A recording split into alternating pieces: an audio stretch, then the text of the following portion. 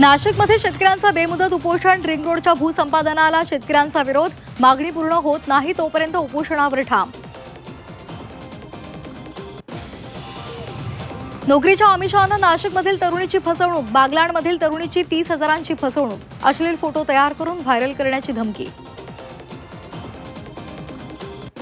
इंधन दरवाढीचा एअर इंडियाला फटका. देशांतर्गत उड्डाणांमध्ये 22% कपात. इंधन दरवाढीचा एअर इंडियालाही फटका.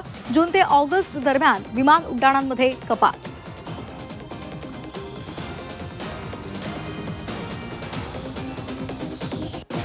दोन 2007 मधील मुंबई इथे रेल्वे भरती प्रकरण.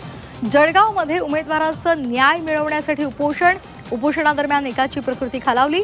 रुग्णालयात उपचार सुरू. उपोषणकर्ते संतप्त. मुंडण करून निषेध नोंदवला.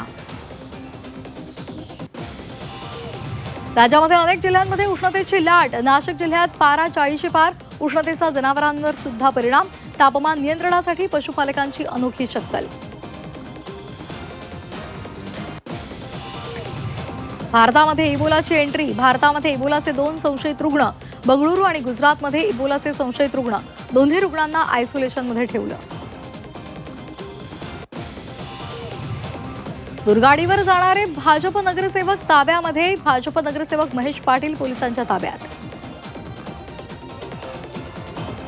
नाफेड कांदा खरेदीमधील केंद्र वाटपावरून वाद. कांदा खरेदी केंद्राची निवड संशयास्पद. प्रमुख कांदा उत्पादक तालुक्यांना डावलला. मर्जीतील केंद्रांना महत्त्व दिल्याची चर्चा. विदर्भातील 6 जिल्ह्यांना रेड अलर्ट. अकोला, अमरावती, यवतमाळ, भंडारामध्ये ऑरेंज अलर्ट. पारा 45 ते 46 अंश सेल्सिअसवर जाण्याचा अंदाज. नागरिकांनी काळजी घेण्याचं आवाहन.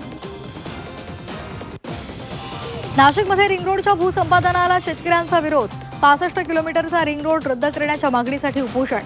मागणी पूर्ण होत नाही तोपर्यंत उपोषणावर ठाम राहण्याचा निर्धार.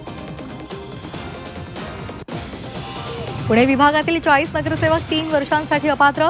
पुणे पालिकेचे 22, पंढरपूर 15, अक्कलकोटच्या 3 नगरसेवकांवर कारवाई. निवडणूक खर्चाचा हिशेब सादर न केल्यामुळे कारवाईचे आदेश.